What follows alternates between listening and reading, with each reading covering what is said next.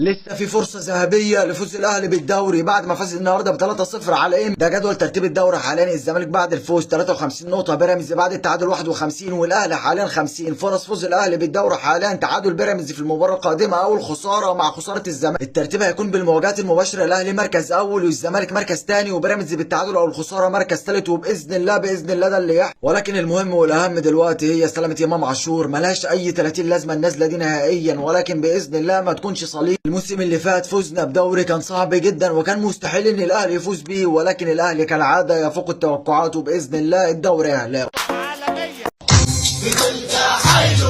ما يردش اقول له يا امه، ما يردش اقول بن شرقي، ما يردش اقول له يا زيزو، ما يردش